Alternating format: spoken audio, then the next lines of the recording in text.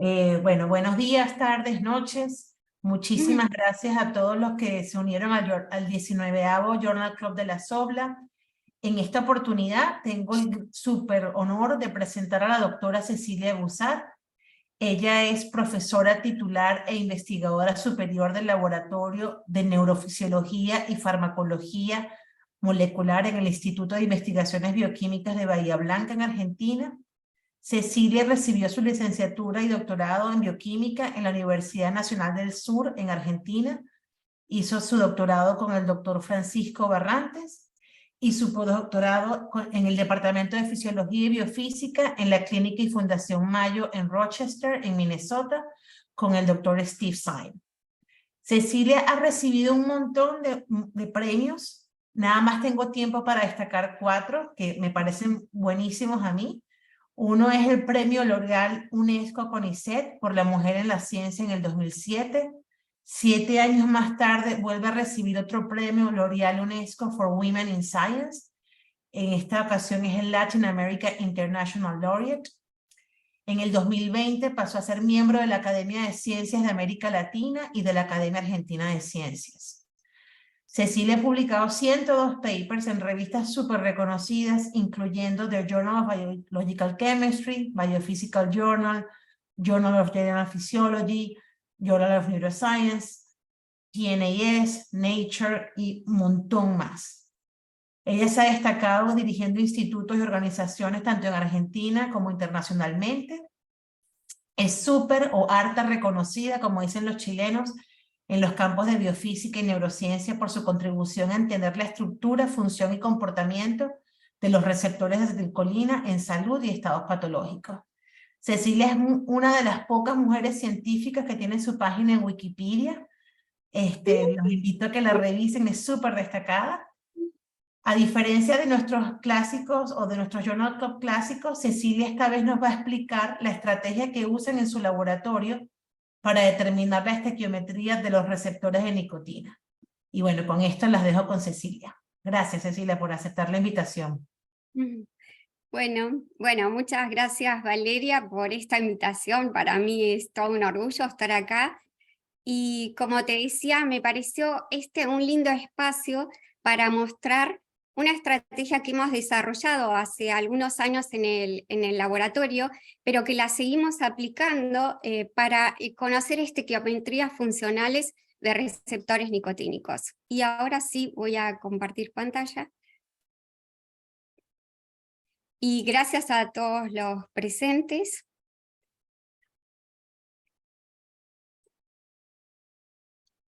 Ok, ¿se ve bien? Ok, voy a empezar presentando a nuestro receptor, el que estamos estudiando. Vamos a estar hablando de un canal iónico pentamérico activado por ligando, que pertenece a la familia de receptores cis-loop en vertebrados. Estos se clasifican en canales aniónicos activados por GABA y glicina, o canales catiónicos activados por serotonina o acetilcolina, que forman la familia de receptores nicotínicos. En vertebrados existen 17 subunidades nicotínicas que se ensamblan de distintas formas para formar receptores con distintos roles fisiológicos, localizaciones y farmacología. Yo voy a hablar hoy de alfa 7. Este es el receptor homomérico de la familia. Es uno de los más abundantes en sistema nervioso central, junto con alfa 4 beta 2. Se puede encontrar en localización postsináptica, pero principalmente en presináptica, donde regula la liberación de neurotransmisor, y extrasináptica, donde interviene la excitabilidad neuronal. Por eso, alfa 7 tiene principalmente un rol modulatorio en sistema nervioso. Está relacionado con la cognición, la atención y la memoria, y su actividad disminuida se asocia a esquizofrenia y a enfermedades neurodegenerativas.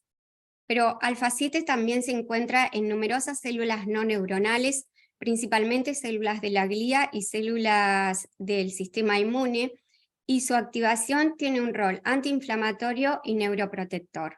Es por eso que en los últimos años ha emergido como un buen blanco promisorio para desórdenes neurológicos, inflamatorios y neurodegenerativos.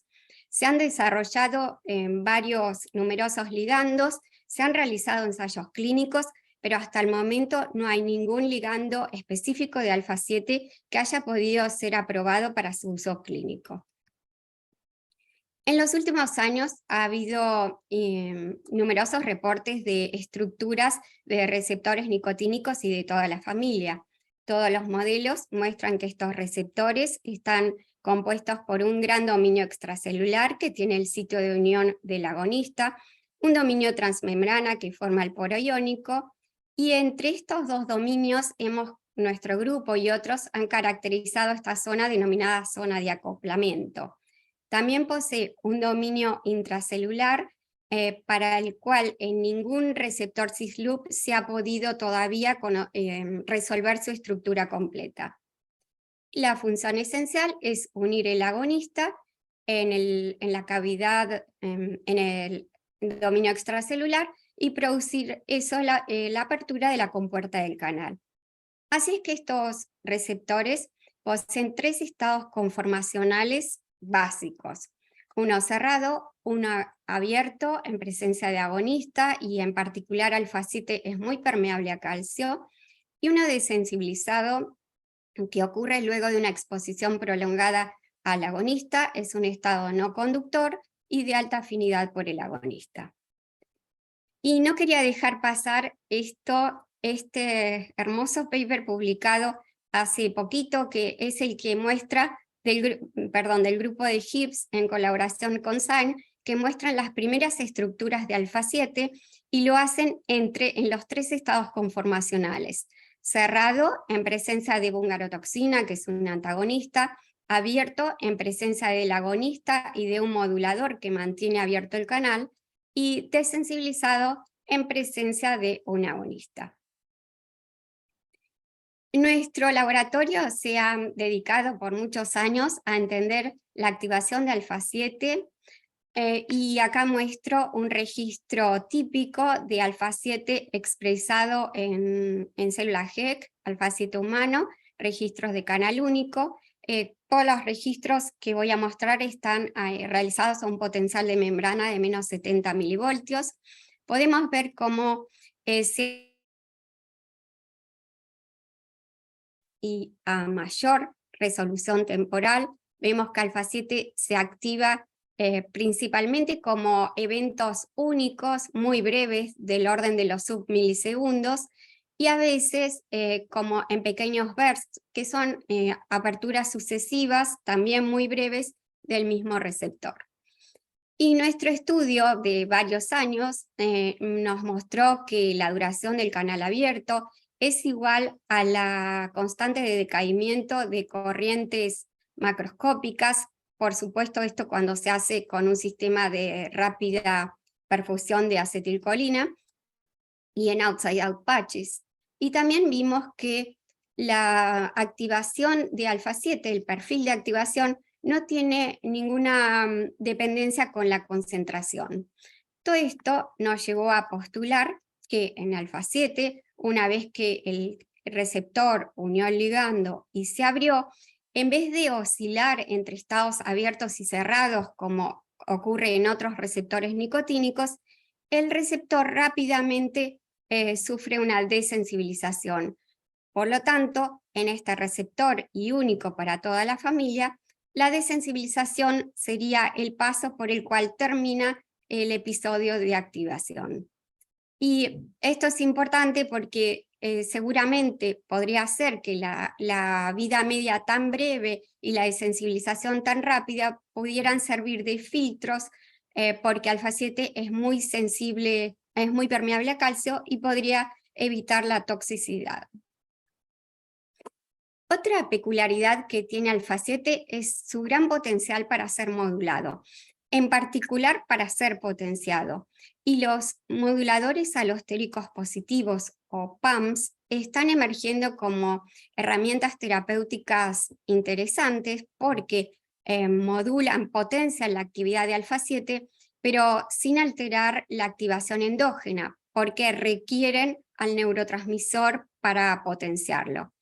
Y aquí vemos un registro de alfa-7 control activado por acetilcolina, y uno en presencia de este compuesto PNU, que es al momento el ligando el PAM más eficaz encontrado, y podemos ver que en vez de los eventos de 0,2 milisegundos, produce estos largos episodios de activación que pueden durar segundos.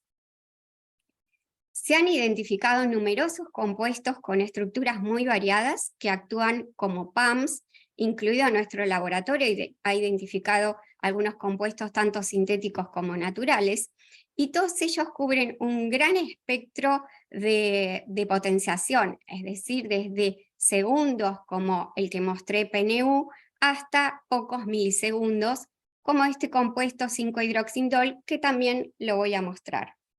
En lo que voy a mostrar hoy, a estos PAMs los utilizamos como herramientas para aumentar la duración del canal. Y ahora sí, habiendo hecho una introducción muy breve a la activación de alfa 7, les voy a mostrar lo que quería presentarles hoy, cómo aplicamos esta estrategia llamada Electrical Fingerprinting, para cómo la desarrollamos, en qué consiste y qué preguntas contestamos. Y voy a mostrar 3 preguntas para las cuales la hemos aplicado. Una de ellas es: ¿cuántas moléculas de acetilcolina se requieren para activar el canal? Porque el canal tiene 5 sitios. ¿Cuántos se ocupan para que se produzca la activación? La segunda es cómo es la estequiometría funcional de este receptor heteromérico que fue descubierto hace pocos años. Y la tercera es si la subunidad duplicada de alfa 7, que la voy a presentar, es capaz de ensamblarse con la subunidad alfa 7 formando receptores funcionales. ¿Cómo vamos a hablar de estequiometría de receptores?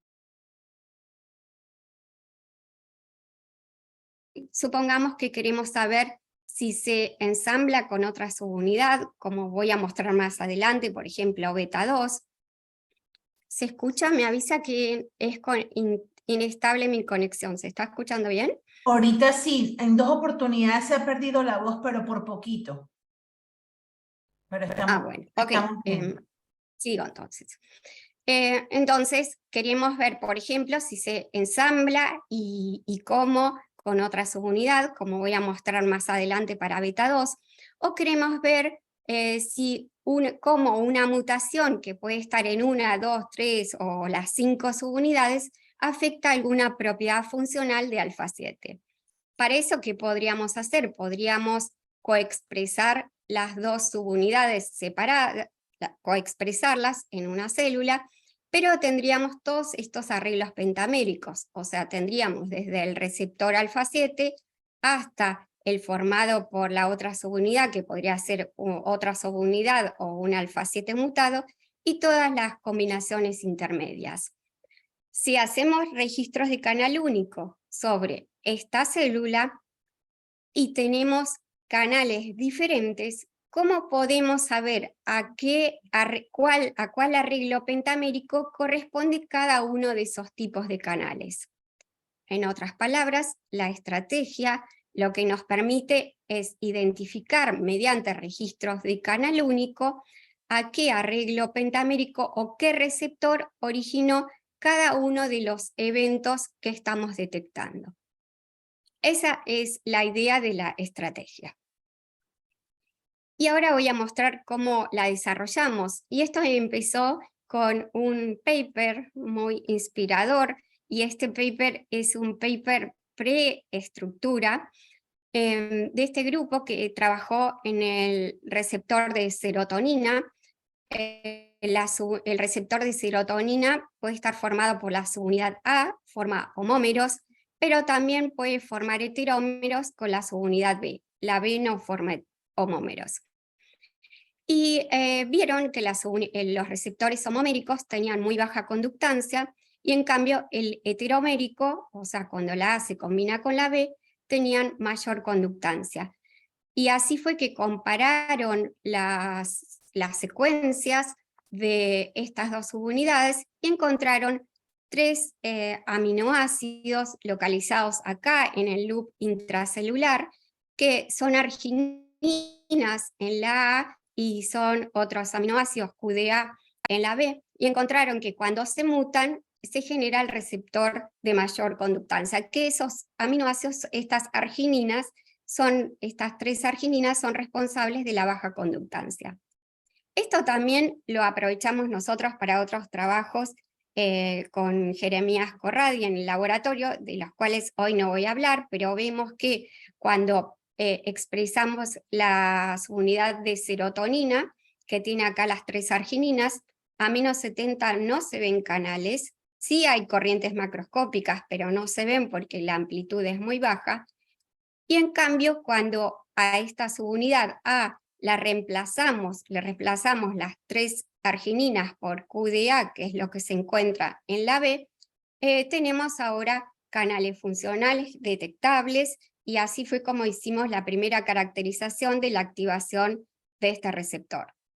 Tengo que aclarar que la mutación de estas argininas por QDA no cambia ninguna de las propiedades macroscópicas del receptor. O sea, solo cambia la amplitud.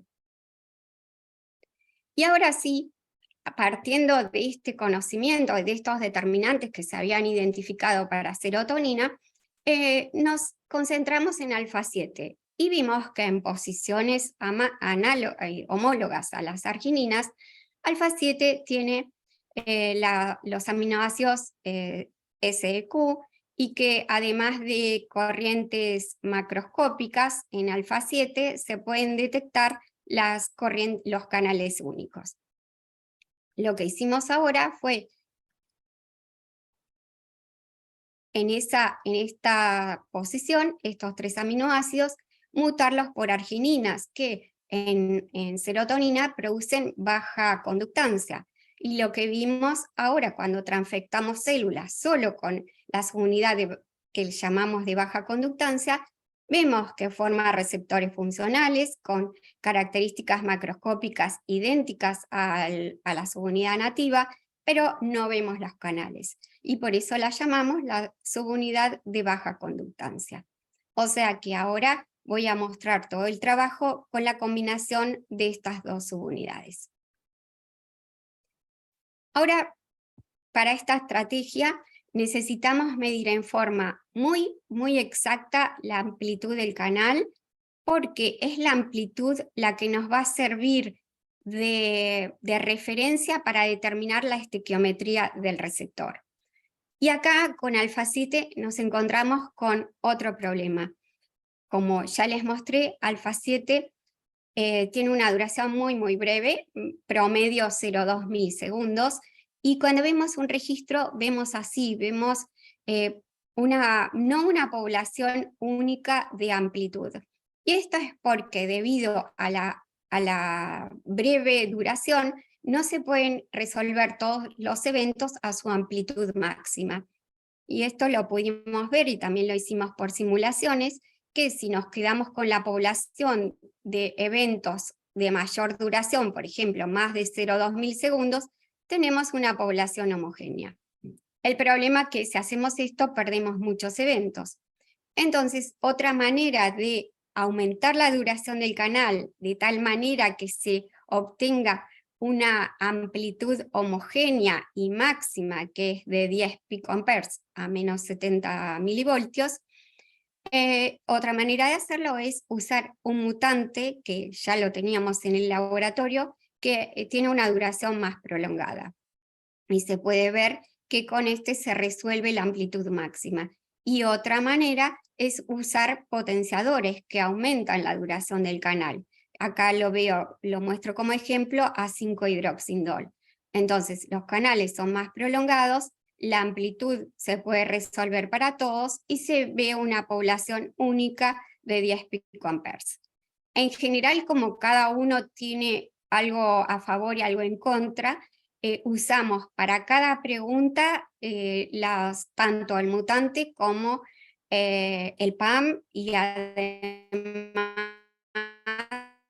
2 PAMs diferentes. Así que voy a mostrar algunos ejemplos nada más. Y ahora sí, Si se entendió hasta ahora, vamos a ver cómo hacemos la estrategia. Tenemos una subunidad, estos son registros que voy a mostrar ahora en presencia de PNU, que es el potenciador que potencia por segundos. Si transfectamos las células con la subunidad alfa 7 de baja conductancia a menos 70 milivoltios, no vemos canales. Están, pero no los podemos detectar por la baja amplitud.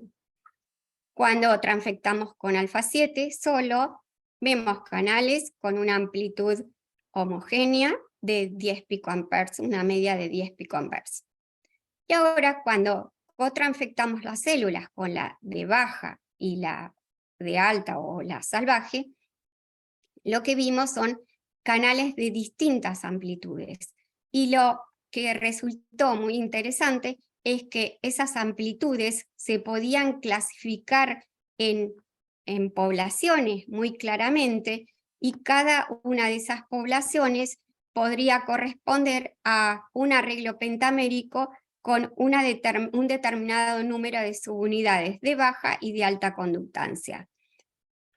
Así, por ejemplo, la población de 10 es la subunidad que es el receptor que corresponde a alfa 7 nativo, o sea, todas subunidades alfa 7.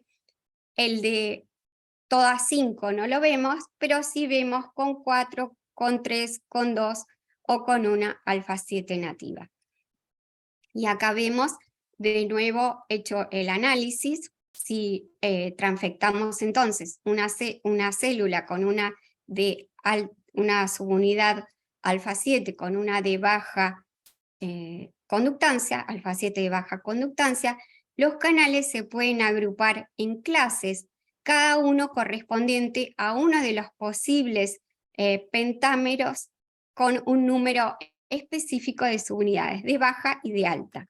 O sea, otra vez, los canales que vemos, la población de 10 picoamperes, sabemos que corresponde al alfa 7, todas subunidades alfa 7, la de todas de baja conductancia no lo detectamos.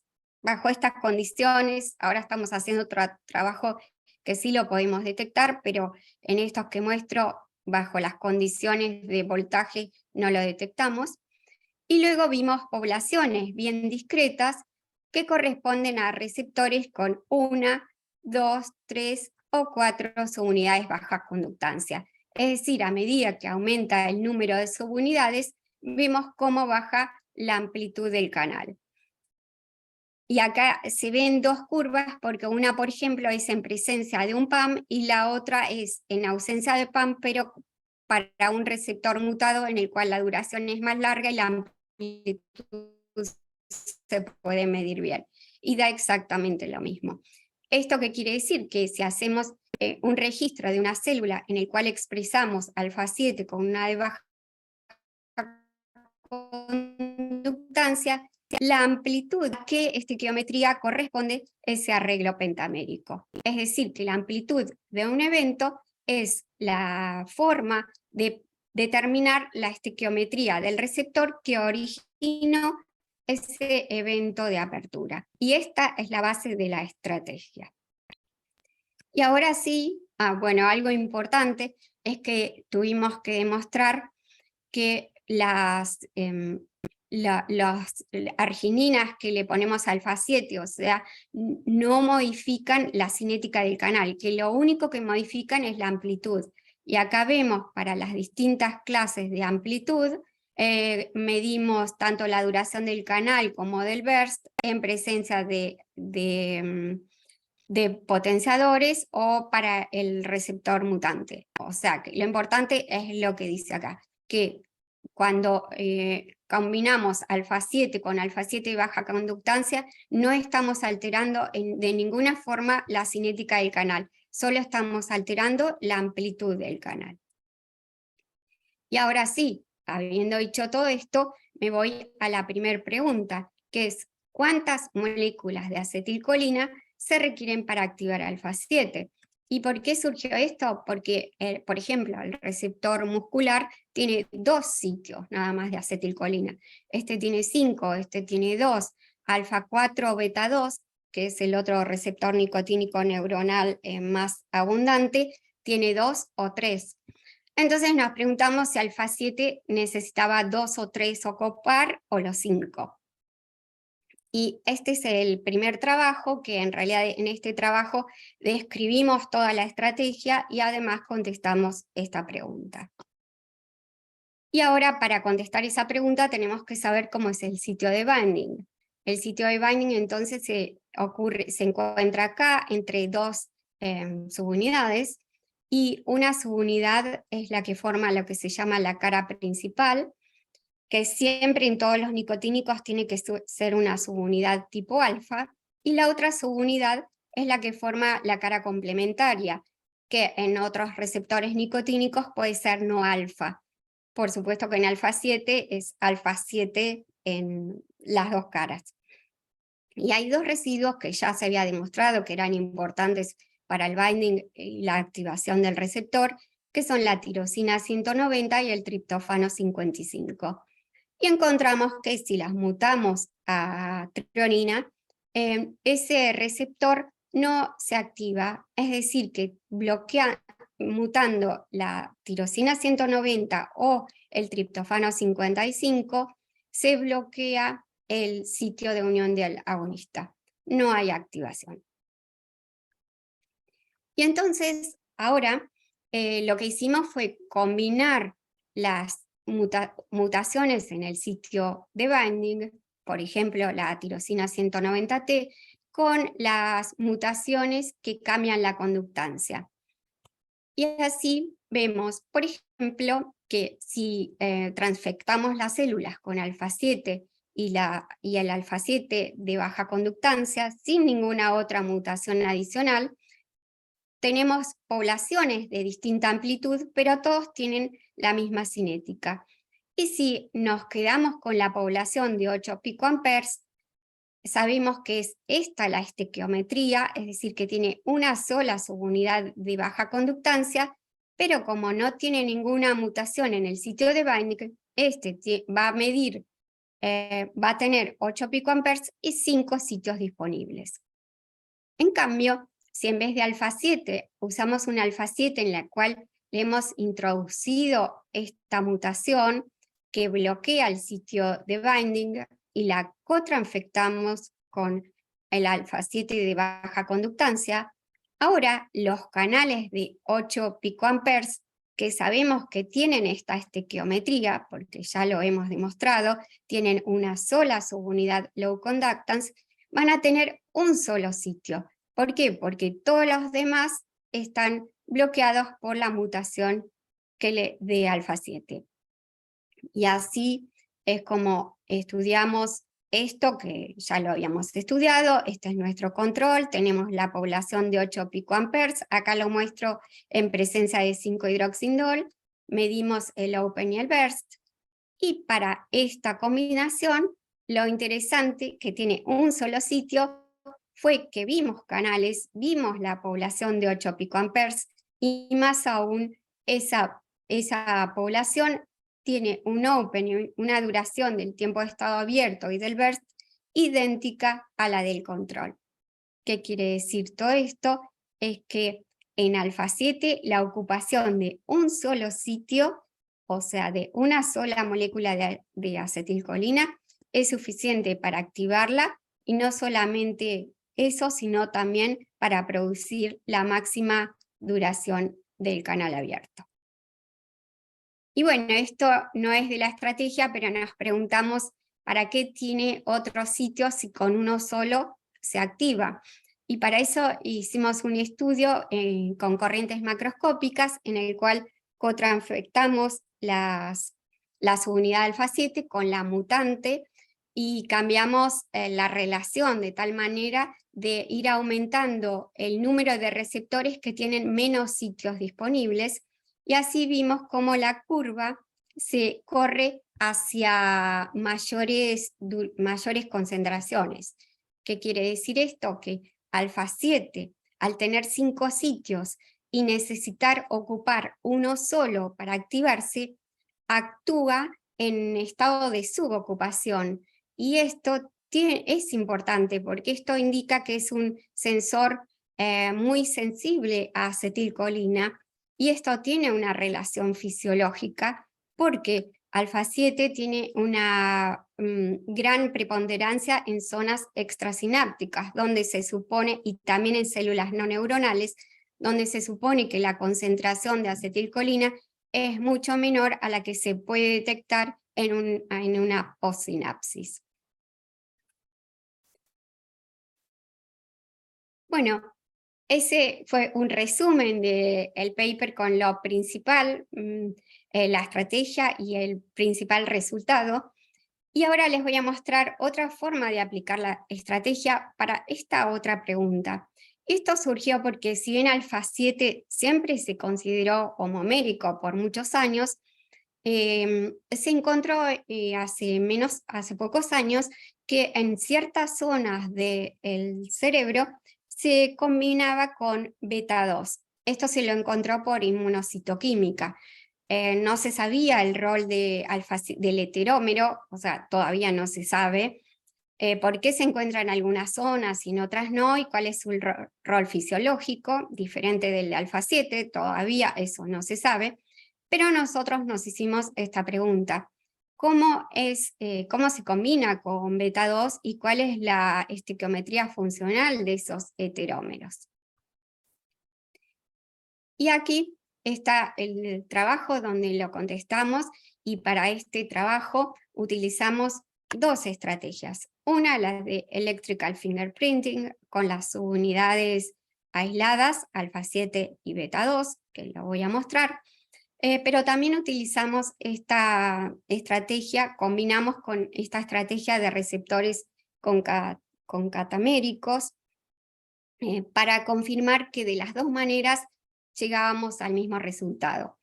Los concatámeros los hicimos, este fue un trabajo de Ellie Nielsen en el laboratorio, haciendo el doctorado en el laboratorio, pero que hizo todo lo de concatámeros en el laboratorio de Isabel Bermúdez junto a Teresa Mínguez. Isabel ya había aplicado la técnica de concatámeros para el alfa 4 beta 2. ¿Cuál es la ventaja del concatámero? Que uno hace un cDNA único con la disposición de subunidades que quiere tener, y esto se expresa como una proteína única. ¿Cuáles son las desventajas? Que es difícil de trabajar con concatámeros porque hay que hacer numerosos controles, es decir, hay que verificar que no haya degradación en el ADN, que no haya degradación en la proteína, porque podría haber liberación de monómeros. También hay que tener en cuenta que la disposición lineal en el cDNA puede no ser la misma que la obtenida en la proteína, y además son realmente muy difíciles de expresar, por lo menos en célula HEK. Pero cuando todo funciona, da muy buena información. Y ahora les voy a mostrar.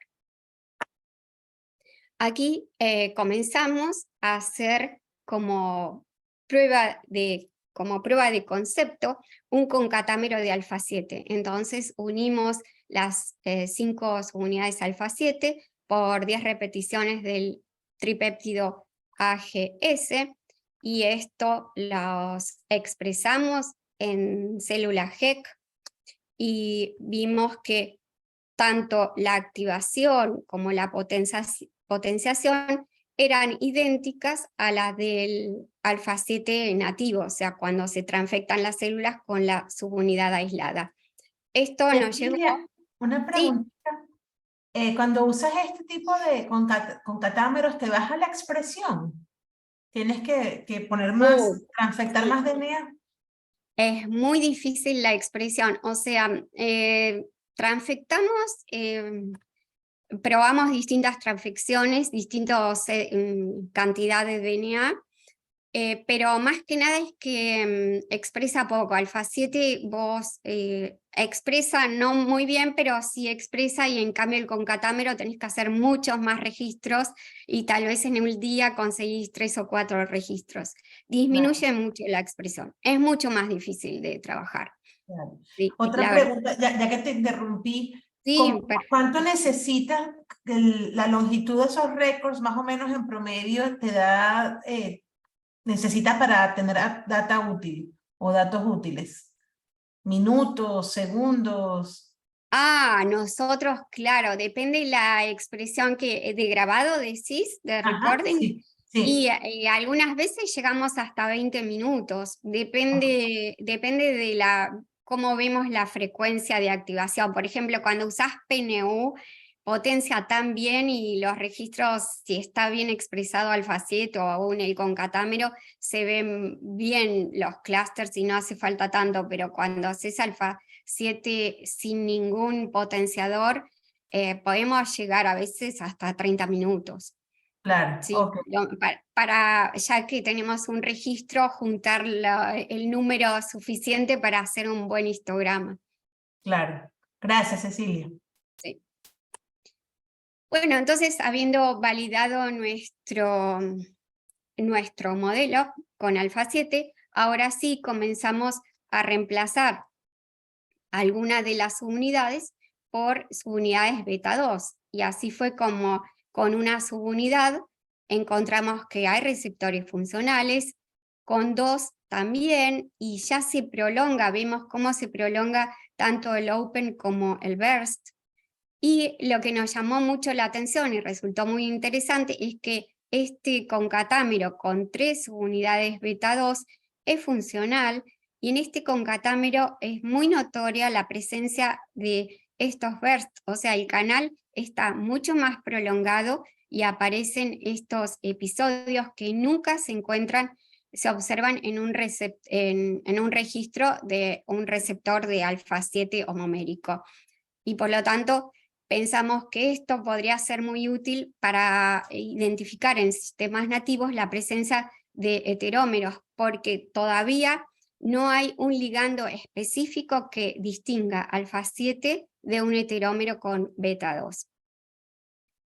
Y acá vemos el análisis como a medida que aumenta el número de subunidades beta 2, aumenta la duración del canal abierto, pero más todavía aumenta la duración de esos episodios de activación.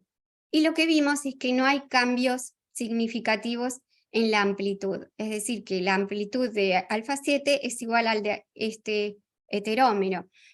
Y por lo tanto asumimos que beta 2 no contribuye al receptor, al pentámero. Y esto lo vamos a usar ahora para la estrategia electrical fingerprinting. Entonces, con los concatámeros, con todas sus ventajas y sus desventajas, demostramos que alfa 7 puede estar ensamblado con hasta 3 unidades beta 2.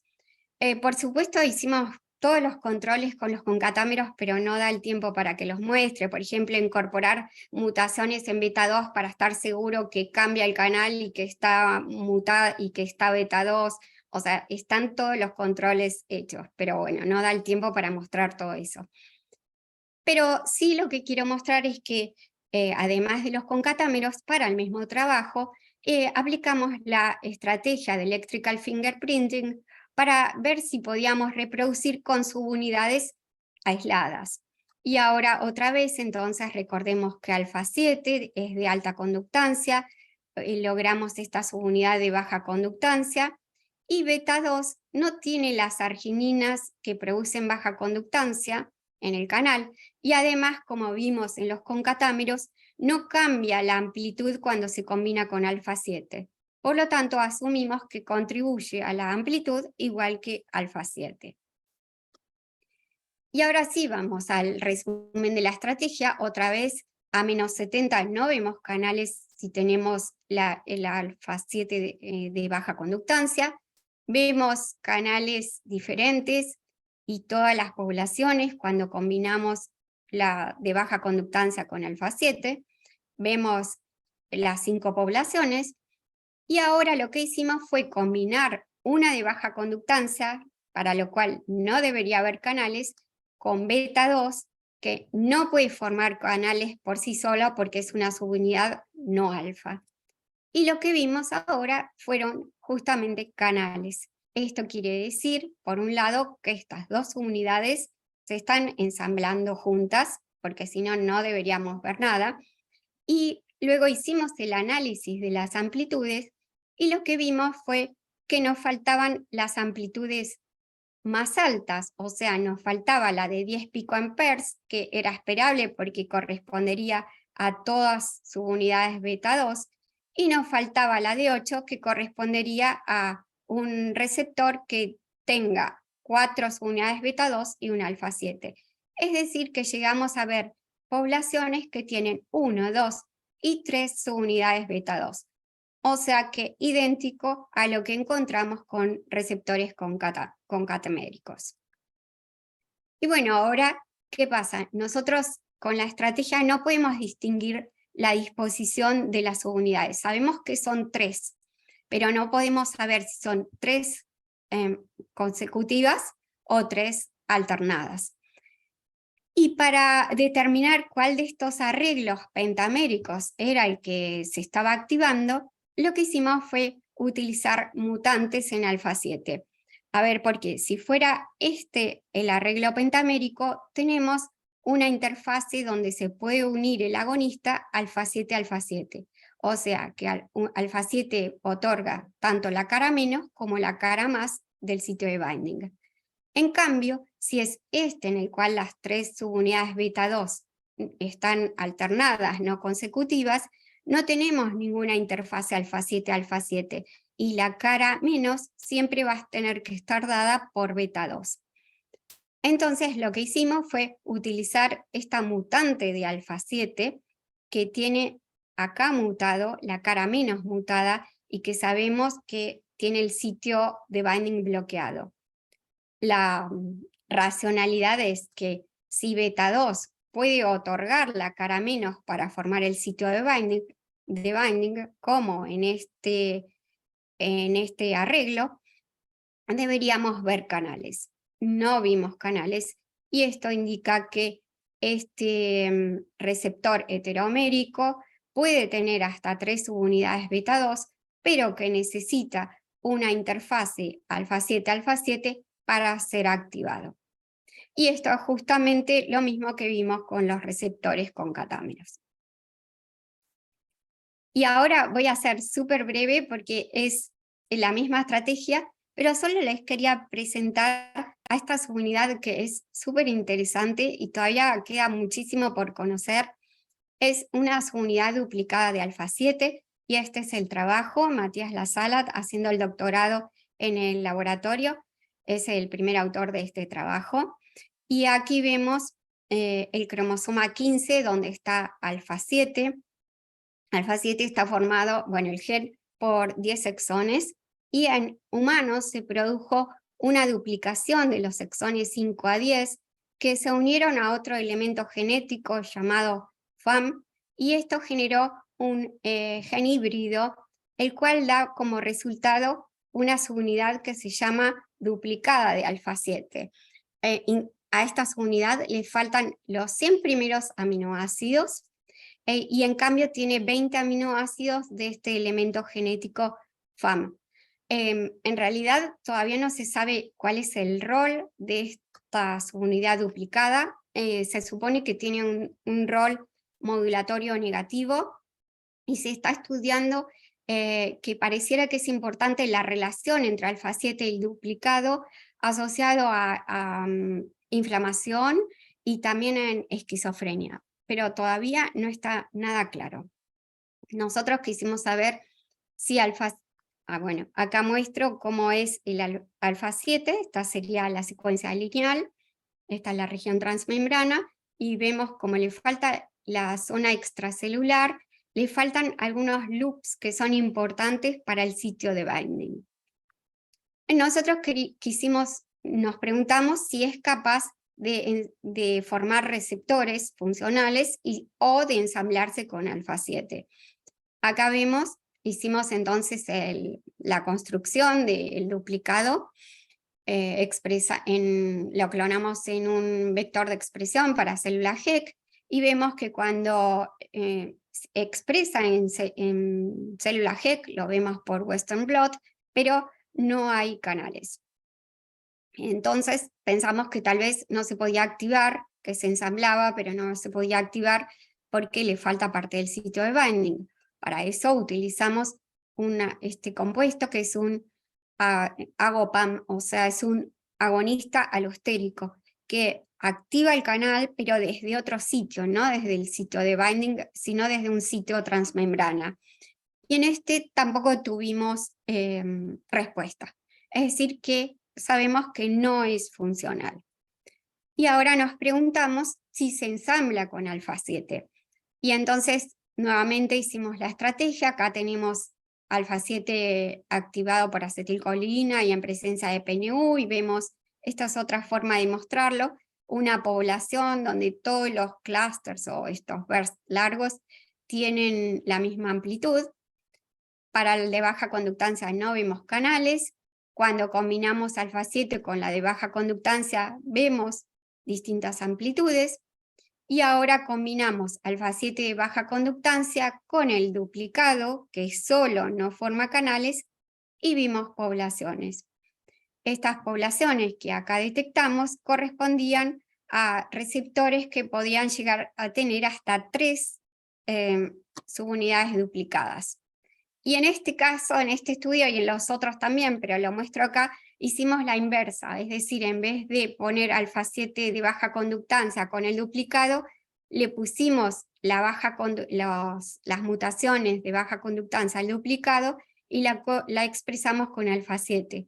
El problema es que acá la mayoría es alfa 7, pero se puede ver muy claramente cómo el cambio en amplitud, por ejemplo, comparemos este de 10 con este de 8, se puede ver muy claramente, y a esto correspondería a un receptor con una sola subunidad duplicada.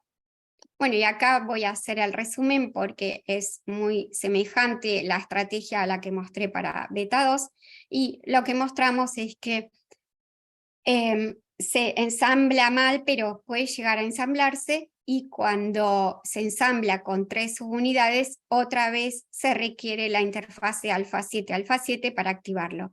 Acá, por supuesto, es mucho más esperable al pentámero con beta 2, porque el duplicado no tiene el sitio de binding completo.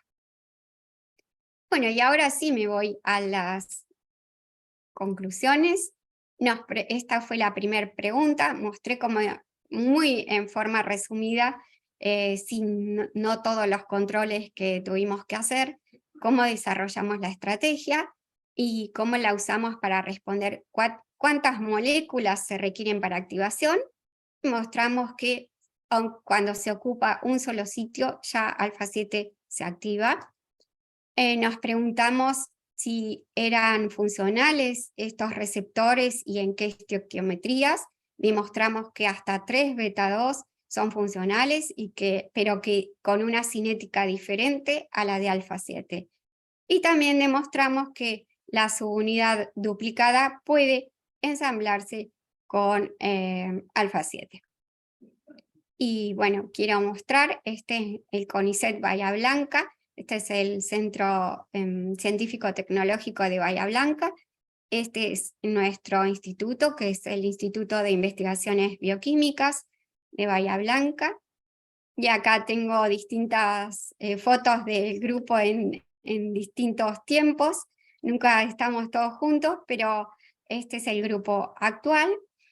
Y mostré los trabajos de las tesis doctorales de Eli Nielsen, que está acá y ahora está haciendo un postdoc en Estados Unidos, Mati Lasala, que está acá, y Natalia Andersen. Y este trabajo también es en colaboración con Steven Sein, con el que hicimos la estrategia Electrical Fingerprinting y seguimos colaborando, y con Isabel Bermúdez de Oxford Brookes University, con la que hicimos todo el trabajo con catámeros, y también tenemos otras colaboraciones ahora.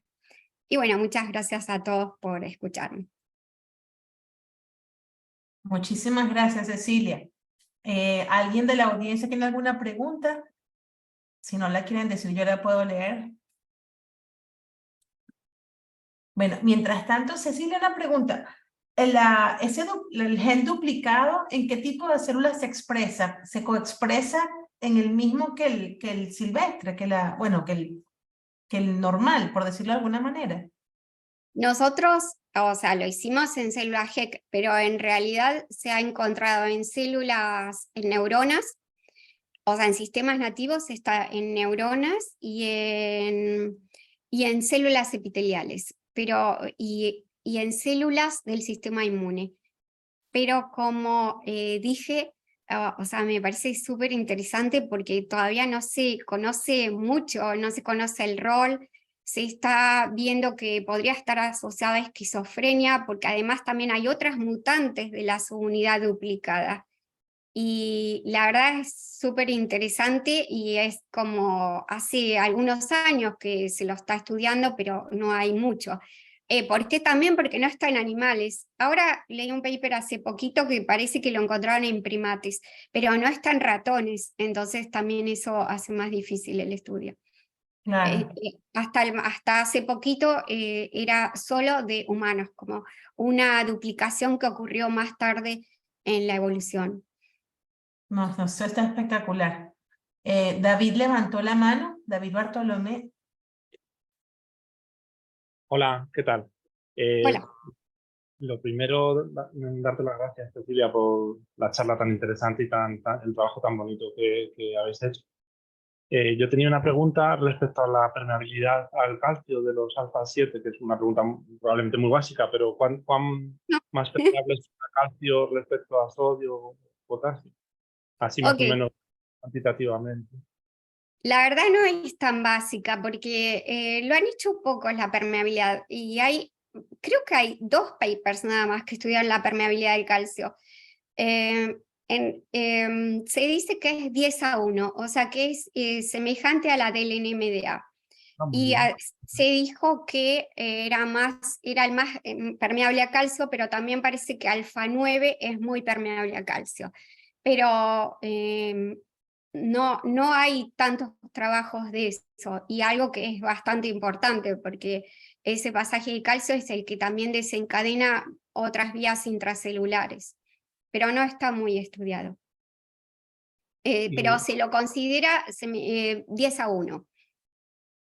En la muchas gracias. literatura, nosotros no lo hicimos. Ujú. En realidad lo quisimos hacer, pero no salió.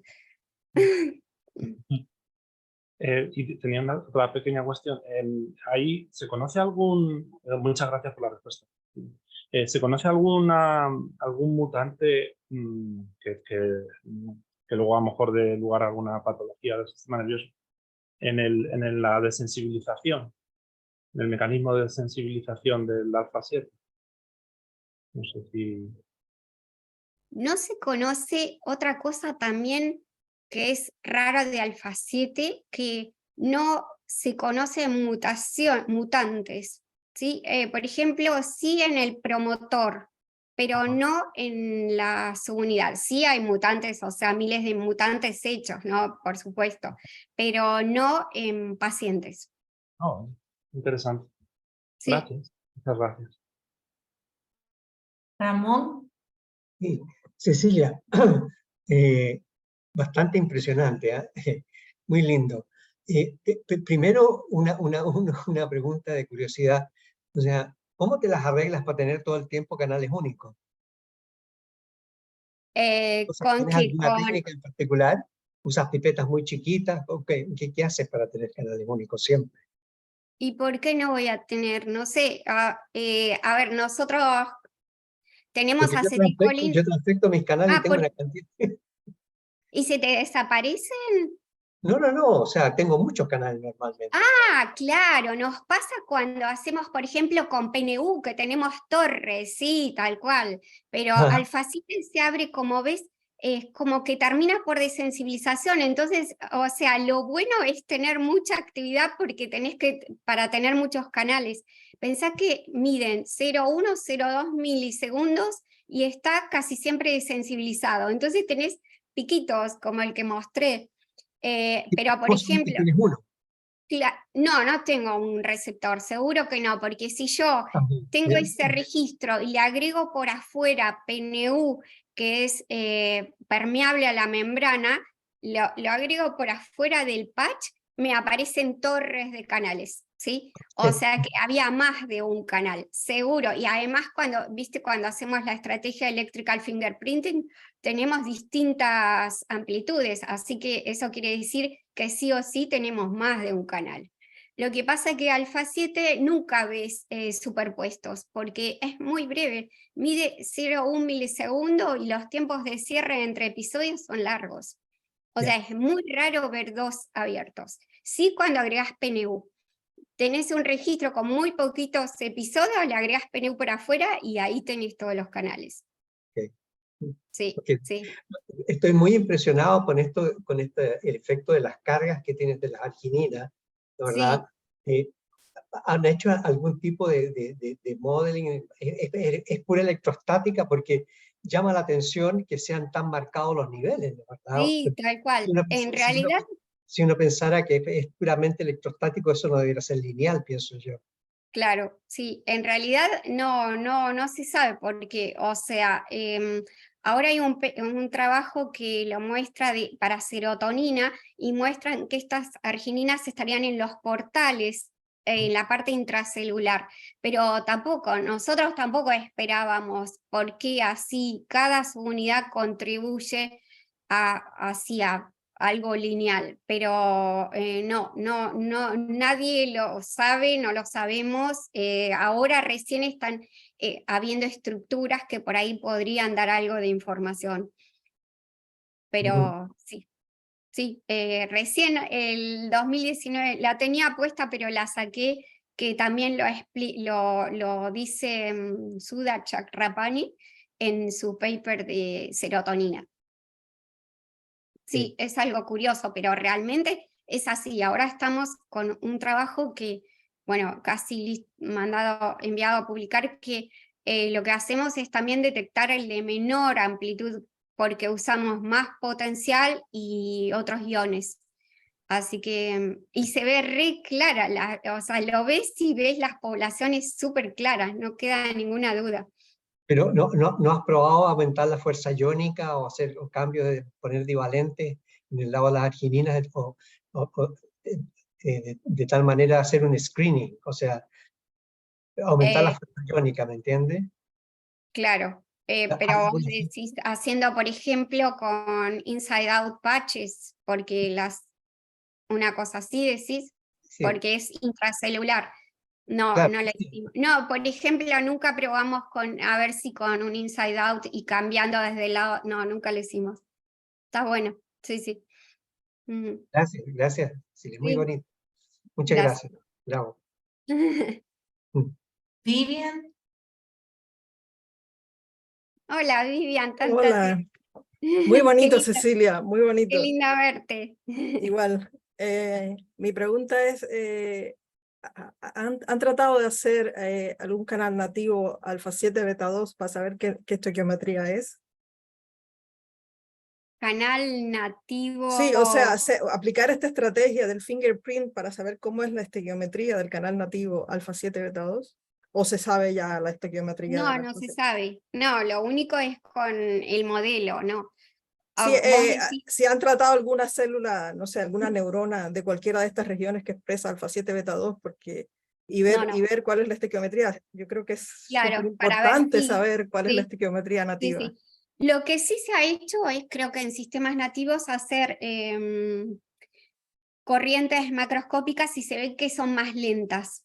Lo que pasa es que tampoco hay un ligando específico para alfa 7 y beta 2. Es que en realidad ahora no sé si va a haber, porque si se activa de la interfaz alfa 7 va a ser muy difícil, pero seguramente puede haber algún ligando que lo identifique. Entonces, ¿cómo sabes en un sistema nativo? Vos vas a ver unos canales diferentes, tal vez más lentos, pero no sabes a qué estequiometría corresponden. No, como yo lo visualizaba era tratar de hacer un canal único y ver con los histogramas a cuál población se corresponde. Entonces, claro, no, en células nativas no lo hicimos. Lo hicimos solo y creo que no está hecho eso. ¿Y la permeabilidad a calcio del alfa 7 beta 2 es distinta del alfa 7? No sabemos. Ok. No muy sabemos. lindo, de verdad, Y impresionante. me parece que alguien dijo que era más permeable, pero haciendo corrientes macroscópicas, pero creo que no se sabe. Muchas Sí. gracias. Sí, o sea, todo falta un montón para conocer de todo lo que mostré. Sí. Ah, bellísimo, igual. Ahora tienes un montón de ideas, Cecilia. ¿Alguna pregunta más de la audiencia? Bueno, si no, muchísimas gracias, Cecilia. Bueno, Espectacular. Y lo bueno es que esto va a estar cargado en la página de la SOBLA y la página del Instituto de Valparaíso para poderlo ver cada vez que tengamos dudas o querramos aplicarlo en el laboratorio. bueno, muchas Bueno. gracias. Adiós. Adiós. Bueno, gracias.